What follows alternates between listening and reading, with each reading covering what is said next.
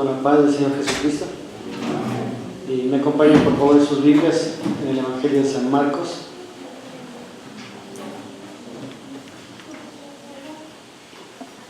Capítulo 10.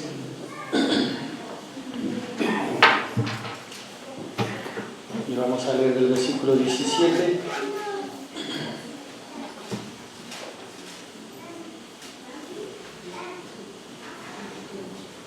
al versículo 31. Dice la palabra de Dios: Al salir él para seguir su camino, vino corriendo uno e hincado de rodillas delante de él le preguntó: Maestro bueno, ¿qué haré para heredar la vida eterna? Jesús le dijo: ¿por qué me llamas bueno? Ninguno hay bueno sino solo uno, Dios. Los mandamientos sabes: no adulteres, no mates, no hurtes, no digas falso testimonio, no defraudes, honra a tu padre y a tu madre. Él entonces respondiendo le dijo: Maestro, todo esto lo he guardado desde mi juventud.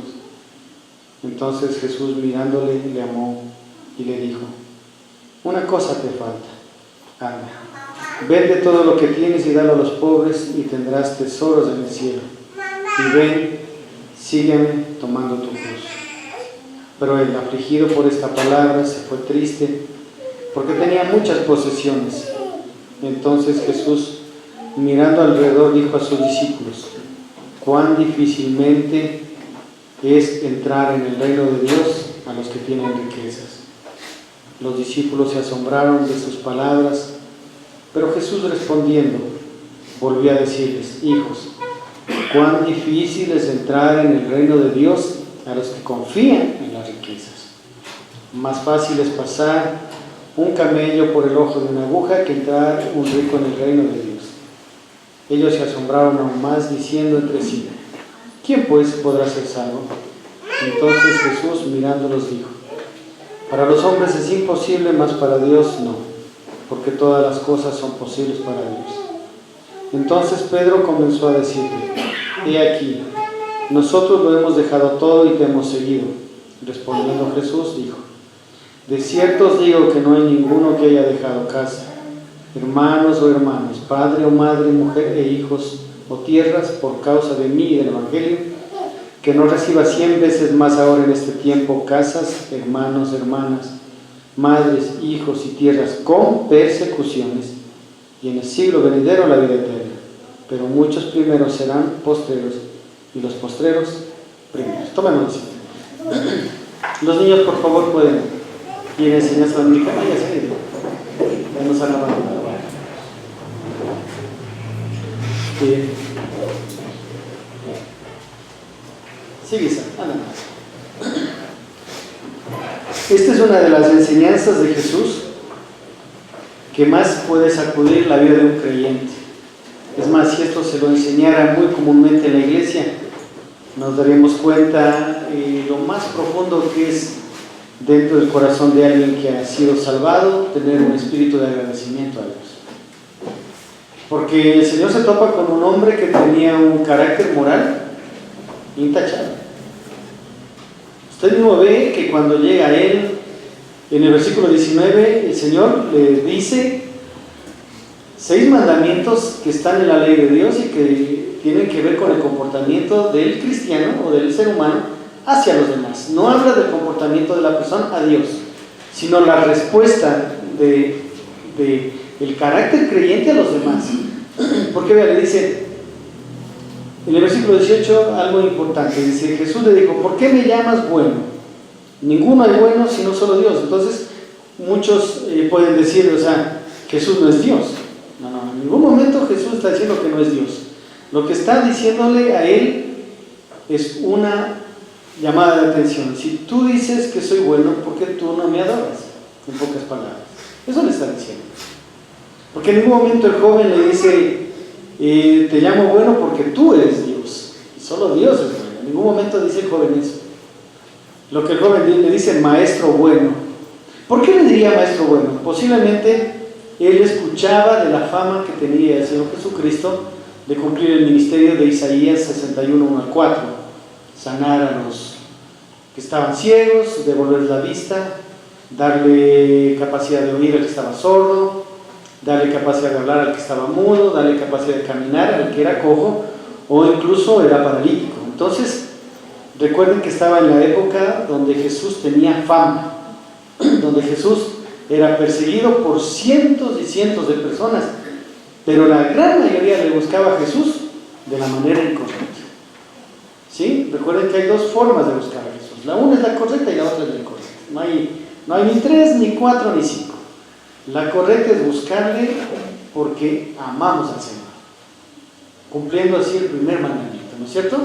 Que dice, y amarás al Señor tu Dios con toda tu mente, con todo tu corazón, con toda tu fuerza y con toda tu alma. Y el segundo, que es anexo al primero, claramente dice, amarás a tu prójimo como a ti mismo. ¿Sí? Entonces en esto dijo Jesús, incluso aumentando, dijo, en esto radica la ley y los profetas. ¿Sí? Entonces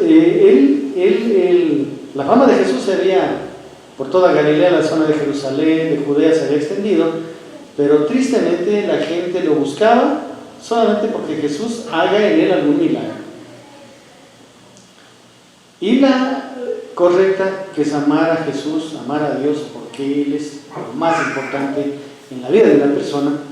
Y esta persona se acerca a Jesús y le dice, porque miren, dice, vino corriendo. O sea, cualquiera hubiera pensado, él quiere buscarle al Señor, wow, chévere.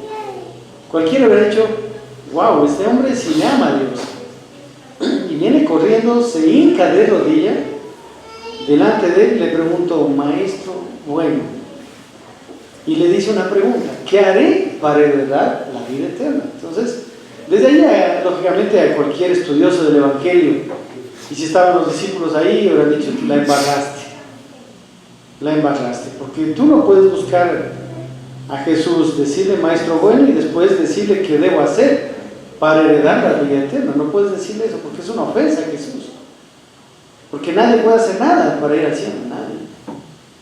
Todas las obras que nosotros hagamos o queramos hacer para ir al cielo, lo único que hacen es catapultarnos para el infierno. ¿Sí?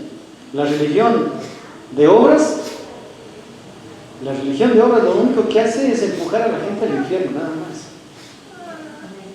Nada más. Nadie se va al cielo por ser bueno. Él dice, ¿qué haré para heredar la vida eterna? Jesús, antes de contestarle a la pregunta, le dice, ¿por qué me llamas bueno? Y le hace una pregunta. Toda pregunta merece ser contestada. Toda pregunta debe tener una respuesta, ¿verdad? ¿Sí? Los profesores, cuando en alguna clase hacen preguntas generales o dirigidas, generales es al público, dirigidas es, Luisito, dime qué es esto, ¿no es cierto? Pepito, contéstame esta pregunta. Pero generales, cuando dicen algo, espera que alguien responda, pero siempre espera que haya una respuesta. Jesús le hace una pregunta dirigida, ¿por qué me llamas bueno? Y le dice encima de eso, ninguno es bueno sino solo un Dios. Solo un Dios. Y él se queda callado. Jesús en ningún momento le estaba diciendo que él no era bueno. Jesús es bueno. Sino que le estaba diciendo, a ver, si me dices bueno, tienes que reconocer en mí una verdad. Tienes que reconocer que yo soy Dios. Eso era todo. No hay que especular más allá de lo que el texto quiere enseñar. En ningún momento, porque mucha gente, los testigos de Jehová utilizan este texto para decir, ya ve, Jesús dijo que no era Dios. Porque Jesús dice que solo Dios es bueno, entonces él se estaba excluyendo de que es Dios. Eso es falso. El contexto de la enseñanza en una persona que no entiende la Escritura le da a tergiversar la palabra de Dios. Pero en alguien que estudia la Escritura sinceramente, lo único que lleva a entender que él estaba esperando al Señor Jesús que reconozca a este hombre que Jesús es Dios. Hermano, si la persona no reconoce que el Cristo, el Hijo de Dios, es Dios, simplemente sigue muerto en sus delitos y pecados. Punto. Puede ser muy religioso, puede ser fiel asistente a una congregación, puede hacer obras de caridad, ser la persona más noble, más buena entre comillas, ¿sí? Pero esa persona que no reconoce a Cristo como lo que es, Señor, Salvador y Rey, soberano Dios, simplemente sigue muerta. La luz de Cristo no le ha amanecido en su vida, por más religioso que sea. por más religioso que sea. Jesús lo comprueba con lo que sigue adelante. Mire, le dice, ¿qué debo hacer para heredar la vida eterna? Jesús, después de llamarle la atención, versículo 19 dice, los mandamientos sabes. Y le dice, no adulteres. Este es un mandamiento de la ley de Dios. No mates, es otro mandamiento de la ley de Dios. No hurtes, es otro mandamiento de la ley de Dios. No digas falso testimonio, es otro mandamiento de la ley de Dios. No defraudes, es otro mandamiento de la ley de Dios. Honra a tu padre y a tu madre. Es decir, son 6 mandamientos que están en la ley de Dios que tienen implicación al comportamiento del ser humano con los demás. Miren, mucha gente piensa que solo los cristianos debemos obedecer esos mandamientos. Mentira.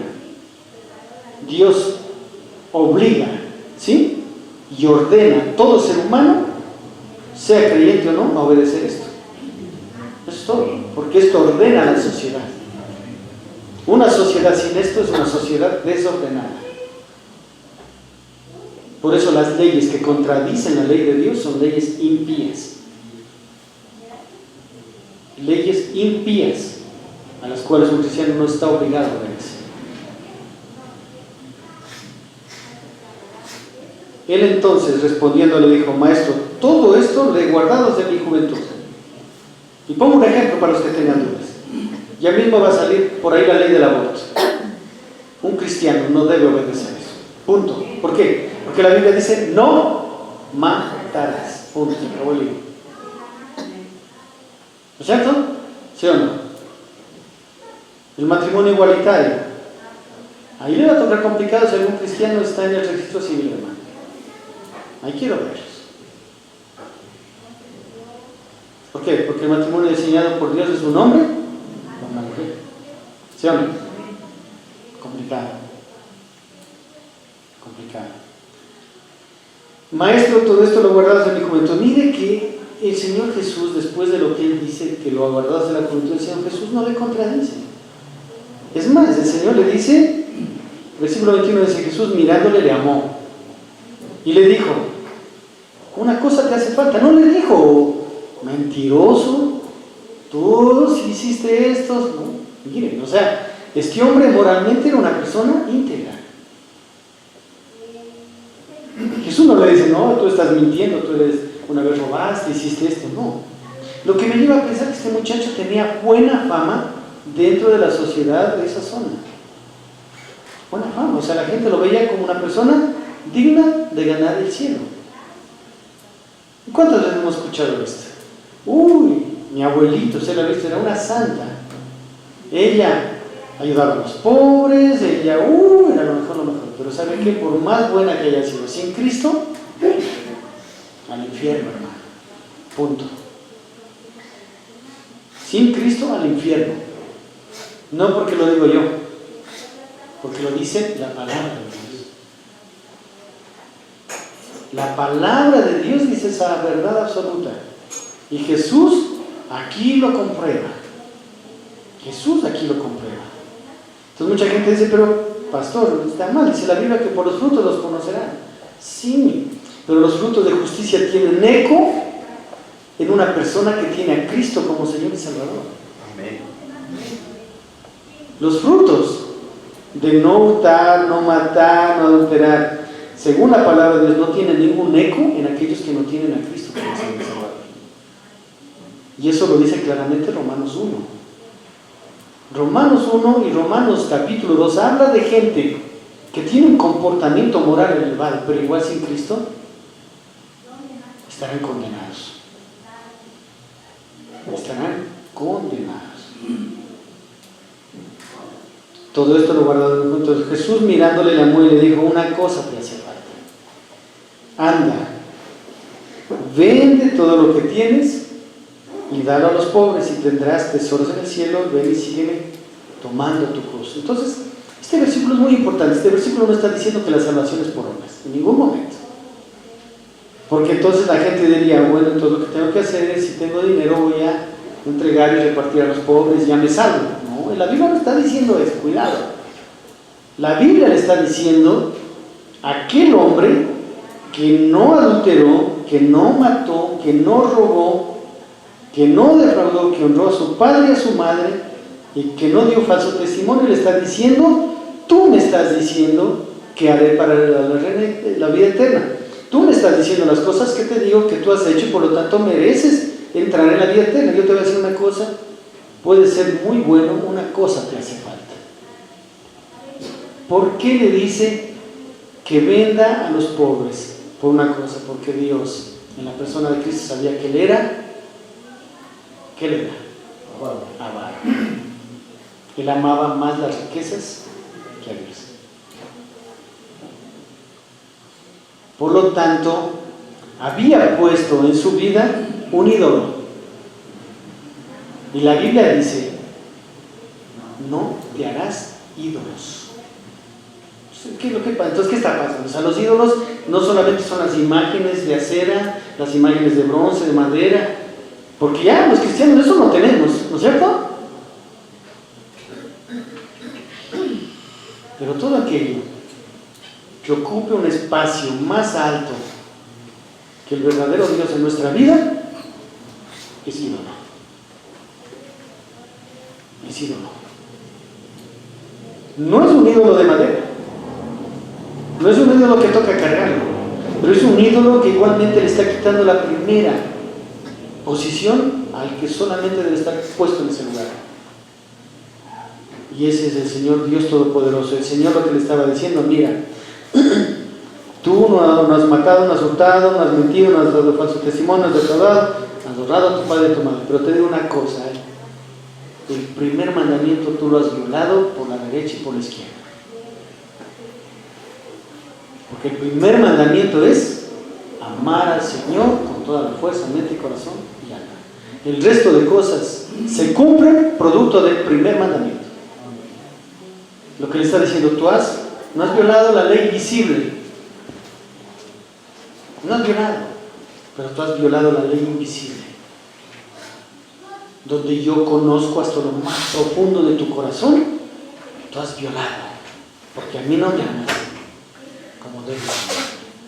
Por eso la respuesta del joven fue en el versículo 22: pero el afligido por esta palabra. Hermano, ¿saben lo que el diablo tiene miedo? Y los seguidores del diablo tienen miedo. ¿Saben? No argumentos religiosos, hermano. No. ¿Sabe a lo que tienen miedo? Es a la palabra de Dios. Porque cuando vamos a la palabra de Dios, la palabra desnuda totalmente nuestro carácter y el carácter del pecado. Por eso, hermano, una persona que está en pecado huye a la palabra de Dios. Huye a la palabra de Dios. ¿Sabe por qué? Porque la palabra de Dios es viva. La palabra de Dios no se deja chantajear. La palabra de Dios no se deja argumentar. La palabra de Dios al mentiroso le dice: mentiroso, punto. A este hombre la palabra de Dios le dijo que era un avaro. Jesús no estuvo por las ramas. Jesús no dijo: no, es que lo voy a ofender y de pronto ya no va a buscar más. No, y entonces tengo que ser políticamente correcto, como ahora queremos ser a veces, ¿no es cierto? Políticamente correctos. Entonces, en muchas iglesias hay predicadores políticamente correctos. Sí, políticamente correctos. Dicen: este tema no lo voy a topar porque este tema va a lastimar a la gente, le va a hacer sentir mal. Entonces, como yo quiero que se llene la iglesia y tener una iglesia de 5, 10, 20 mil personas, entonces voy a ser políticamente correcto. No, hermano, esos pastores no sirven. Esa gente debe bajarse del púlpito y dedicarse a cualquier otra cosa. Hacerse motivadores, hacerse psicólogos, terapeutas, esas cosas. Pero esos para pastores no sirven. No sirven, hermano. Son una vergüenza para el evangelio. Jesús, mire cómo dice las cosas: de frente, clarito y que le comprenda. Él se afligió por esta palabra. Hermano, la palabra de la cruz es locura. Eso dice la Biblia en 1 Corintios capítulo 3. La palabra de la cruz es locura para los que se pierden, es decir, para los que se van al infierno. Pero para nosotros, dice, es poder de Dios y sabiduría de Dios. Esa es la palabra de Dios. Y la palabra de Dios predicada ahí fue locura para él. Fue locura. Se fue triste porque tenía muchas posesiones. El problema de él era el ídolo que había creado en su corazón. Él tenía un falso Dios en su vida. Ese falso Dios estaba gobernando su vida. Hermanos, tenemos que tener una claridad de nuestros propósitos. Servimos a lo que amamos. Siempre. O sea, por dónde son nuestros caminos, son nuestros pensamientos. ¿Sí?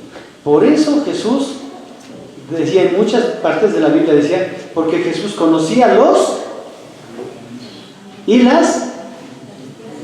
¿Sí o no? Eso decía Jesús. Pensamientos e intenciones.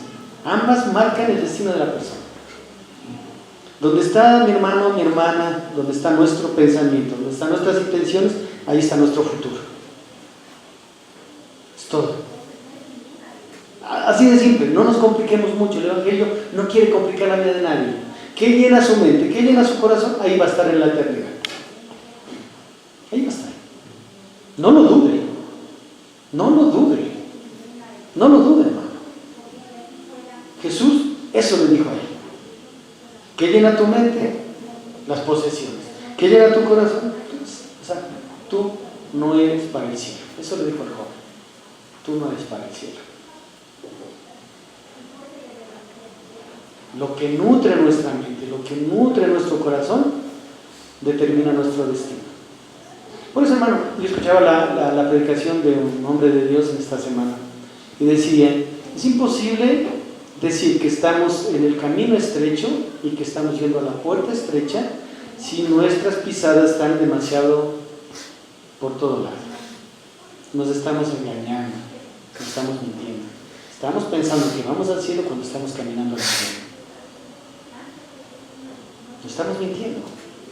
Decimos que somos cristianos porque alguna vez hicimos una oración de fe, cuando nuestras acciones están determinando lo que está en nuestra mente y en nuestro corazón. Y él llamaba, decía a esas personas, arrepiéntanse. De corazón arrepiéntanse y crean en Jesucristo como Señor y Salvador. Y confíen solamente. Porque se están engañando. Se están engañando. El joven rico pensaba que lo que había hecho era suficiente para... Porque ¿sabe cuál era la intención del joven rico que le di a Jesús? Sí, tú te mereces el cielo. Eso era él. ¿Por qué era la expresión del muchacho? Se arrodilló. Hermano, es una falsa piedad. Es la falsa piedad del ser humano confiando en sus obras. Es una falsa piedad. Jesús, especialista en desnudar las intenciones verdaderas del corazón y los pensamientos de la mente, cogió y lo acabó. Y ven que no le dice ni palabras groseras. Todo bien. Él fue afligido por la palabra. Por eso la palabra de Dios en el salvo lo levanta, en el impío lo tumba, hermano. La palabra de Dios es eso. En primera de Pedro dice claramente el apóstol, capítulo 2, dice que la misma roca que para los salvos es para sustento, para los impíos es para ser molidos. La misma palabra, no es otra. No es otra. El Evangelio es poder de Dios para salvación al que cree y confía en Jesucristo, pero es perdición para aquel que rechaza. Es la misma palabra. Hoy el abogado eterno para el salvo, que es Cristo, un día será el juez implacable para el que rechaza a Cristo. Cristo será un juez implacable un día, y aquellos que rechazaron la salvación por medio de Cristo, hermano, no tendrán ninguna piedad de parte de Jesús. Ninguna. Ninguna. Eso muestra Apocalipsis 20 de una manera clara. El abogado misericordioso, compasivo, que se compadece de nosotros en estos tiempos, un día será un juez implacable. Hoy vemos la misericordia, la compasión, el perdón, la bondad y el amor de Dios. Ellos verán la ira, la justicia, la santidad de Dios a ira contra el pecado. ¿De qué lado estamos? ¿De qué lado estamos, hermano? Es muy importante conocer hoy. Entonces Jesús, mirando alrededor, dijo a sus discípulos: Jesús sabía la respuesta, pero Jesús les pregunta.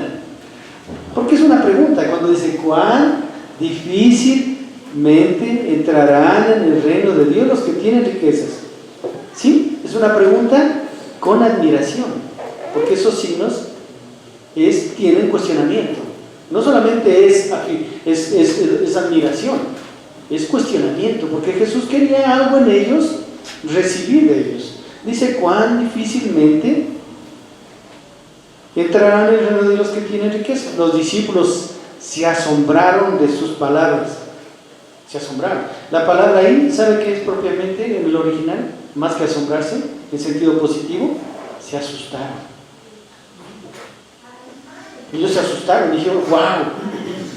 Se asustaron, se asombraron, se maravillaron, también dice otra versión, de sus palabras. Pero Jesús, respondiendo, volvió a decirles: mire, hace la respuesta con otra exclamación: cuán difícil es entrar en el reino de Dios a los que confían en las riquezas. Ahí está la clave, hermano.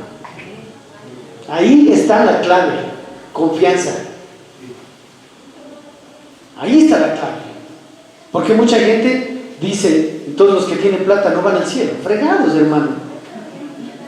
Fregados, porque yo conozco cristianos que tienen dinero. ¿Y ahora? ¿Ellos qué tienen que hacer entonces, pobres hombres? Abraham. ¿Y ahora Abraham? ¿Qué hacemos con Abraham? ¿Qué hacemos con Salomón? ¿Qué hacemos con el rey David? ¿Qué hacemos con ellos? ¿Qué hacemos con Bernabé? ¿Qué hacemos con ellos? Entonces ellos no están en el cielo. Eso la Biblia nos está enseñando. Porque Dios hace dos cosas clarito. En el versículo 23 dice: los que tienen, y versículo 24 dice: los que confían. El Señor Jesucristo no se está contradiciendo. El problema no es las riquezas. El problema es haber violado el mandamiento: aquel que me ama a mí más que a las riquezas. Porque sabe que hay un hombre dueño de la empresa Colgate. Él no sé si viva, la verdad, pero ¿sabe qué significa Colgate? ¿Alguien sabe? ¿Sabe? Son los sufijos de Colosenses, Gálatas y Tesalonicenses. Es cristiano. Y el 80% de su dinero contribuye a obras misioneras. Entonces, hombre se va al infierno porque tiene mucho dinero. Mucho dinero. Dinero que usted y yo ni alcanzaríamos a contar tal vez. Jesús no está diciendo eso. Jesús está diciendo que aquel que ha puesto a Dios en su corazón, a las riquezas, difícilmente entrará en el reino de los cielos. Porque la Biblia dice claramente que el primer mandamiento es el mandamiento que rige la vida de los creyentes en el resto. Si el primer mandamiento es violado, hermano, es fácil violar el resto de los mandamientos. Violamos el resto de mandamientos porque violamos el primero. Eso tómelo por seguro. Usted se porta, o yo me porto grosero, pierdo la paciencia, ofendo, insulto. ¿Sabe cuándo? Cuando el primer mandamiento ya fue ofendido. Es todo. Es todo. O sea, el resto de mandamientos, desde el quinto mandamiento en adelante, es por haber violado los 4 primeros mandamientos. Porque los 4 primeros mandamientos de la ley de Dios, del decálogo, tienen que ver con la adoración a Dios. Tiene que ver con la adoración a Dios. Por eso cuando la adoración correcta a Dios ha fallado, es facilito el resto. Es facilito. Y yo lo he dicho, y lo puedo decir, y lo voy a decir. Hermano, alguien que viole el primer mandamiento está capacitado para violar cualquier mandamiento. Te va a decir: cristianos, sí, cristianos. Porque el amor a Dios es un amor supremo, es el amor elemental, es el amor sublime, es el amor que no puede perderse. Por eso en Efesios capítulo 2, en uno de los mensajes que el Señor le hace a una iglesia, la iglesia de Efeso, le dice claramente: has hecho todo bien, pero una cosa, has dejado tu primer amor. Y eso es lo más peligroso en la vida de un creyente, hermano, en la vida de usted y de mí. Dejar el primer amor a Dios es lo más peligroso, hermano. Es lo más peligroso, mi hermano. Cuidemos cómo está nuestra relación con Dios. Cuidemos cómo es nuestro amor a Dios. Cuidemos. Eso debe ser lo más importante en la vida de un creyente. Por encima del amor a la esposa, por encima del amor al esposo, por encima del amor a los hijos, por encima del amor a las ovejas, por encima, hermano. En ningún momento del mandamiento dice amarás primero a los demás y después me amarás a mí. No. Dice amarás al Señor tu Dios con toda tu mente, corazón, fuerza y alma. Y después a tu prójimo como a ti mismo. Y después a tu prójimo como yo te amo. ¿Por qué? Porque el amor es un amor ordenado. El amor de Dios no es un amor que desorganiza, es un amor que organiza. Los matrimonios, las relaciones familiares, padres, hijos, todo está deteriorado porque hemos violado el primer mandamiento.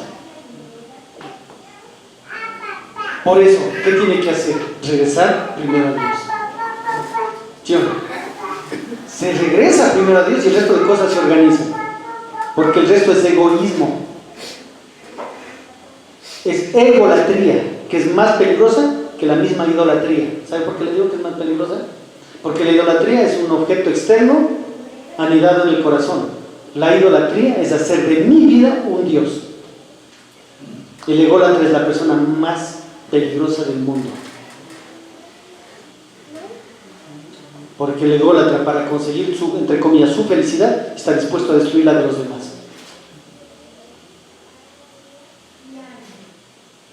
El ególatra es una persona, de acuerdo a la palabra de Dios, los amadores de sí mismos, clarito en Tesalonicenses, en Timoteo, dice, porque en los postreros tiempos habrán hombres, y cuando habla hombres, habla de hombres y mujeres, no habla solo de hombres, amadores de sí mismos. Y de ahí, si usted lee en Timoteo, todo el desastre de una vida alejada de Dios. Amadores de sí mismos, soberbios, avaros de sí. Pero primerito dice clarito, amadores de sí mismos. Como consecuencia, miren, me voy a demorar un poco y si tengo que terminar esto, la próxima semana lo hago, no tengo problema. Pero miren, si nosotros amamos a Dios con toda nuestra mente, corazón, fuerza y alma, el amor hacia los demás en todos los ídoles se va a ordenar, ¿sí o no?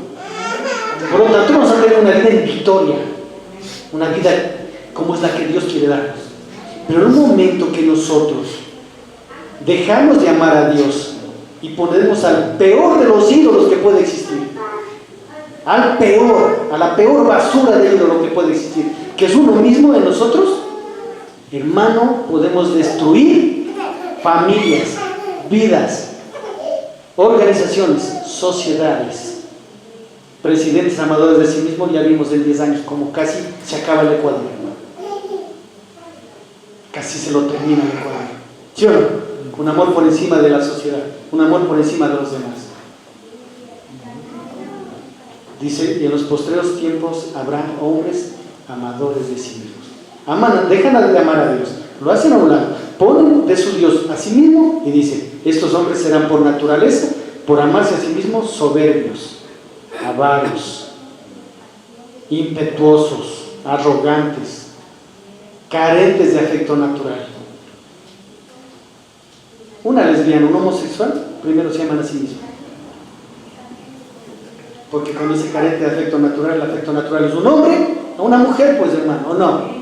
Esposo a su esposa, esposa a su esposo, hermano, punto. Es el amor natural, pues, ¿o no? Todo fuera de eso, ¿qué es? Comprobado. Un hombre que está con una, con otra, o la mujer igual. El final de la consecuencia de eso, ¿sabes dónde llega? Al homosexualismo, al lesbianismo. Cuestión de tiempo nomás. Eso dice la Biblia. Romanos 1, 2 y 3. Primera de Timoteo, segunda de Timoteo dice eso. Carentes de afecto natural, impetuosos, arrogantes, soberbios. ¿Por qué? Porque hermano Jesús claramente a este hombre le identifica que el problema es que en la vida que nos reina Dios, ¿quién reina? El diablo. El diablo, hermano. Tan simple como así. Todo ser humano tiene un Señor. Todo ser humano. Si no es Dios, ¿quién es? Dígalo. ¿Quién es? Es el diablo, hermano. Todo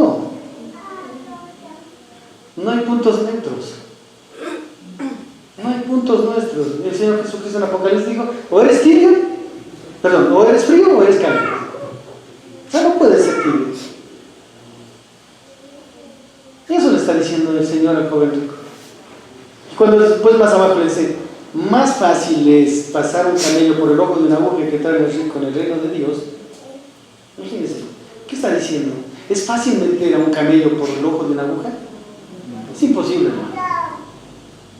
Ahora, los discípulos del versículo 26 se asombran nuevamente de la misma palabra, que es maravillar, que es asombrar, que es asustarse, que es sorprenderse, diciendo, ¿quién pues podrá ser salvo? O sea, ellos dicen una verdad. ¿Quién pues podrá ser salvo? Entonces Jesús mirándoles, vean, pregunta, los discípulos ya estaban casi 3 años caminando con Él. ¿Ellos no deberían saber acerca de la gracia de Dios? ¿O no? ¿Ustedes qué dicen? Debían, pero sin embargo, miren, ¿quién podrá ser salvo? Hermano, ¿quién puede ser salvo? Nadie. Puede, porque habla de poder. Habla de poder. ¿Quién de aquí puede ser salvo? Díganme, hazme la mano, un hito nomás.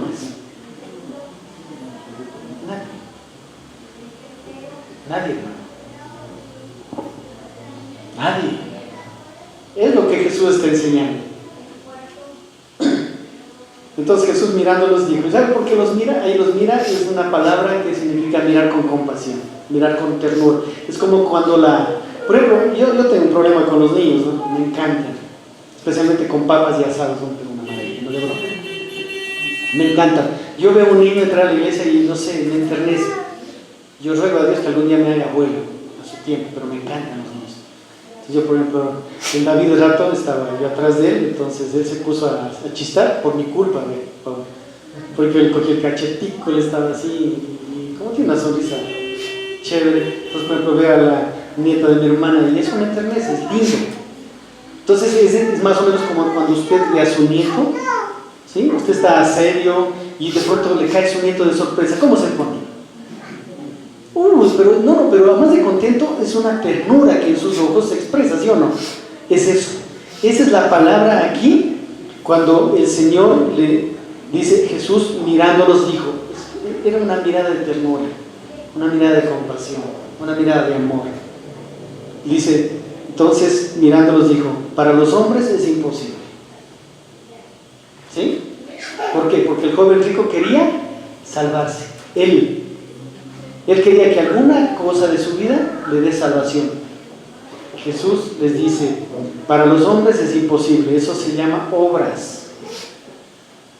Hermano, ningún ser humano se salva por obras. El infierno va a estar lleno de gente que pensó que era buena. ¿Sí? El infierno va a estar lleno de gente que pensó que era buena. ¿Sí? Está pisado va a estar lleno de gente que pensaba que era buena. Eso le digo, imposible para el hombre, más para Dios, no. ¿Por qué?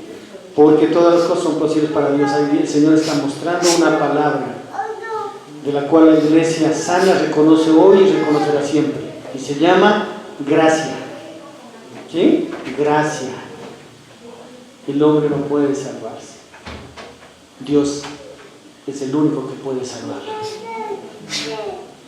Si Dios no efectúa su obra de misericordia y gracia sobre el pecador, simplemente el pecador se pierde.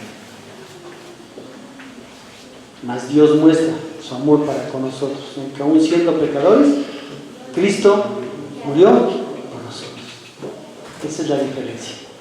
Cristo murió por usted. Cristo murió por mí. Punto. ¿Quién puede quitarnos algo que nos da? Nadie. Nadie nos puede quitar esa gracia que un día fue depositada en nuestras vidas. Eso es lo que el Señor está mostrando. Es imposible para los hombres salvarse por sus obras. Yo les digo que la gracia mía es posible en sus vidas. Entonces Pedro comenzó a decirle, eso lo voy a terminar la próxima semana, porque es amplio. No vamos a dejarlo tan vacío y tan pequeño. ¿Qué quiero llegar a esto, mis hermanos? Miren, la gracia de Dios ha sido diseñada de tal forma que aquel que la acepte por fe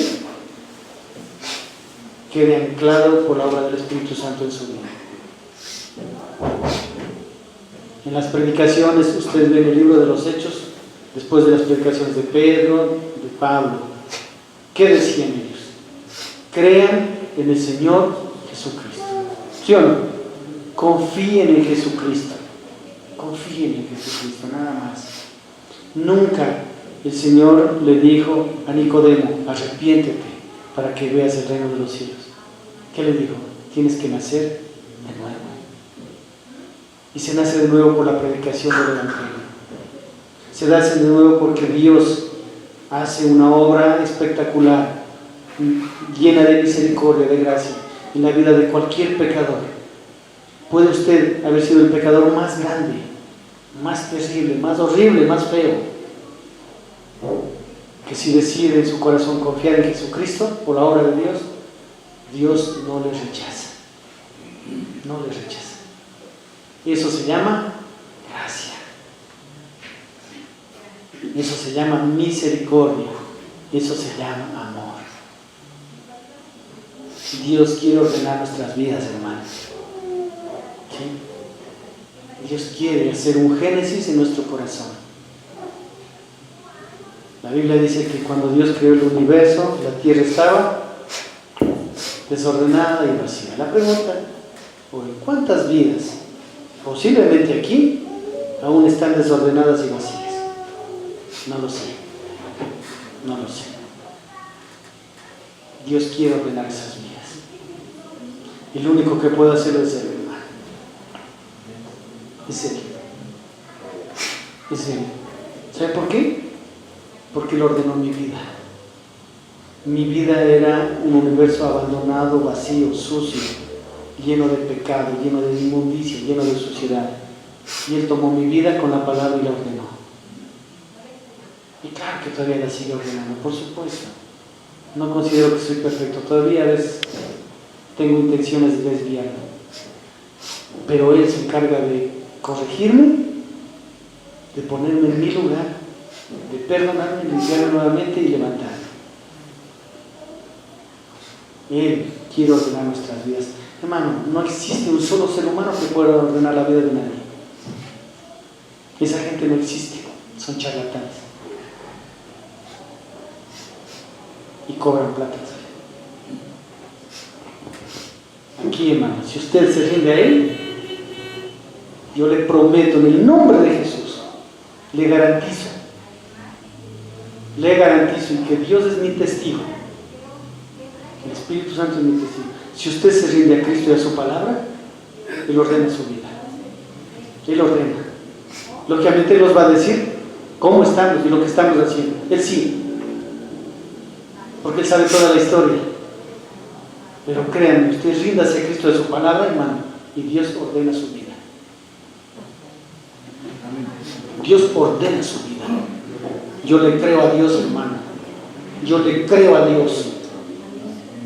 Yo confío en el Señor y sé que Él puede hacer maravillas. Porque si no, ¿por qué le cantamos Dios soberano, todopoderoso? Le cantamos eso, le alabamos. Pero hermano, los ratos no le creemos. ¿Por qué? ¿Por qué? Si hermano, Él es Dios sobre los cielos y la tierra. Hermano, es el mismo Dios que hizo los cielos y la tierra. Es el mismo. Hermano, no es otro. No ha cambiado, no ha mutado. Es el mismo. Es el que puede hacer huertos en el desierto. Es el que puede hacer nuevas todas las cosas. Eclesiastés dice que es el mismo de ayer, hoy y siempre, que lo pasado ya pasó y Él hace todas las cosas nuevas, hermano. Yo no estaría aquí predicando si Él no hubiera hecho cosas nuevas en mi vida, en mi familia. Nuevas. Claro que me equivoco, pero Él me levanta, Él me soporta, Él me sostiene. Confíe en el Señor. Uno de los problemas de la iglesia actual es la falta de confianza en Dios. Tengo que decirlo. Y nadie piense que es personal lo que le voy a decir. Pero cristianos buscando psicólogos, demuestran la poca confianza que tienen en Dios. No lo tomen como personal, pero es la verdad.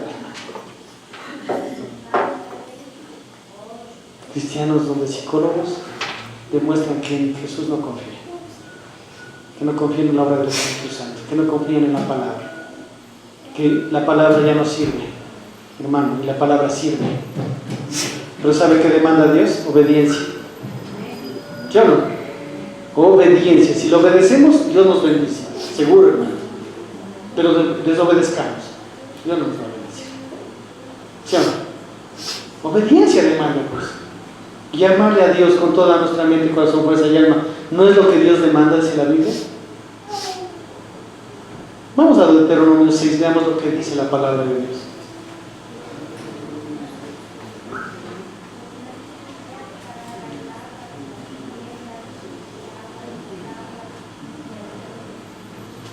Vean lo que dice la palabra de Dios. Aquí, hermano, ¿usted quiere tener familias de bendición, hijos de bendición, nietos de bendición, abuela? ¿Quieren tener? ¿Quiénes son abuelas? Alcen la mano. ¿Quieren tener nietos de bendición? Aquí está la respuesta, hermano. Aquí está la respuesta. La Biblia dice que nuestra descendencia heredará la tierra, dice la Biblia, ¿cierto? ¿Sí o no? Bien. Estos pues son los mandamientos, estatutos y decretos que Jehová, vuestro Dios, mandó que os enseñase, para que los pongáis por obra en la tierra en la cual pasáis vosotros para tomarla, para que temas a Jehová tu Dios, guardando todos sus estatutos, sus mandamientos, que yo te mando a ti, a tu hijo y al hijo de tu hijo, todos los días de tu vida, para que tus días sean prolongados.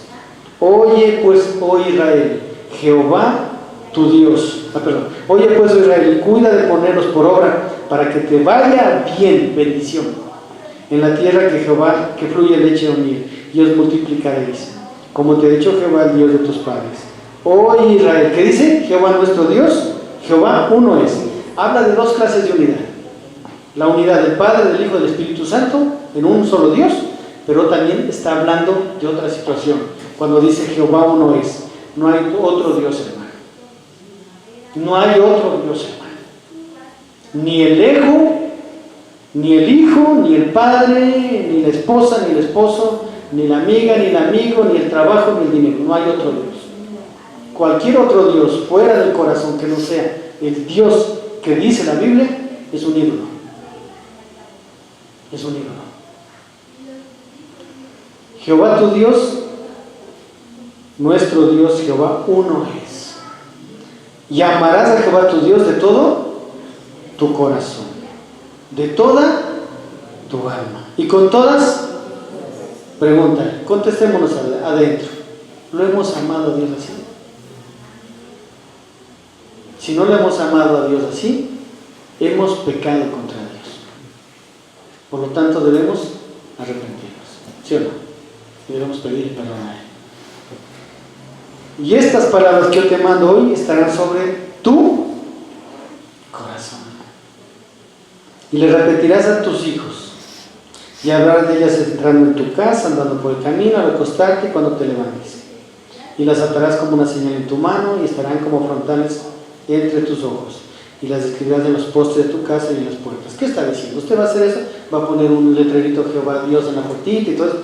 No. Lo que está diciendo a Dios, lo que está diciendo el Señor es que el Señor es Dios de las 24 horas del día. No solamente del domingo de 8:30 a 11, o a 10, perdón. ¿Sí? Eso está diciendo la Biblia. Que Él es Dios 24 horas en el día, 7 días a la semana, 365 días al año. Y el bisiesto 366. Eso está diciendo la Biblia. Que si nosotros hacemos lo que la Biblia dice, hermano, la victoria del cristiano es producto de la relación con Dios. Y cuando digo victoria no hablo de que le vaya bien en todo. Para nada que ver. Para nada que ver. Porque la próxima semana vamos a ver acerca del discipulado extremo que la Biblia habla. Eso no vamos a alcanzar ahora. Pero lo que está diciendo es que Dios debe estar en nuestra mente, corazón, fuerza y alma todo el día. Si hacemos así, hermano, la vida de victoria está garantizada en el creyente. ¿Qué es victoria? Es vivir en el gozo del Señor, incluso en medio de los problemas más difíciles que puedan presentarse. Y cuando digo los más difíciles, hermano, me pongo hasta extremo, peligro de muerte. Sí. Porque Pedro y Pablo pasaron por ahí. Porque Juan, Santiago, Esteban, Felipe, todos ellos pasaron por ahí. Ellos estuvieron claritos en el valle de sombra de muerte y murieron a causa del Señor. Pero ¿sabe qué? Nunca perdieron el gozo. Porque ellos sabían que el gozo del Señor es la fortaleza del creyente. ¿Sabe por qué nosotros tenemos vidas que nos quejamos hasta cuando sale un callo? Cuando pasa alguna tonterita, ¿sabe por qué? ¿Sabe por qué? Porque no estamos llenos de Dios. Esa es la verdad, hermano. El Cristo de la vida no ha cambiado, el Espíritu Santo es el mismo, el Padre es el mismo. Los cristianos somos diferentes a los primeros cristianos. Esa es la verdad. Tenemos que reconocer esa gran verdad. Y tenemos que cambiar. Tenemos que confiar en Jesús. Y debemos entregarle a Jesús realmente nuestra vida, dejar que Él sea el Señor y Salvador de nuestras vidas, realmente. Pónganos de pie. Amado Señor, queremos darte gracias en esta mañana por tu palabra, Señor. Bendita es, podemos confiar en ella, bendito Dios, porque la palabra de Dios es poder de Dios y sabiduría de Dios, porque la palabra de Dios es más cortante que espada de dos filos, que corta los pensamientos, las intenciones del corazón. Pues esta palabra fue diseñada por ti para cada día ministrarnos y hablarnos y separar la luz de las tinieblas que puede haber en nuestras vidas. Señor, te damos gracias, te bendecimos, te pedimos que esta palabra dé el efecto de justicia en cada uno de nosotros, con el 30, el 70, el 100 por uno, y la obra santificadora del Espíritu Santo en nosotros sea efectiva. Señor, te alabamos y te bendecimos, te damos toda gloria, honor y honra en el nombre de Cristo Jesús. Amén y amén.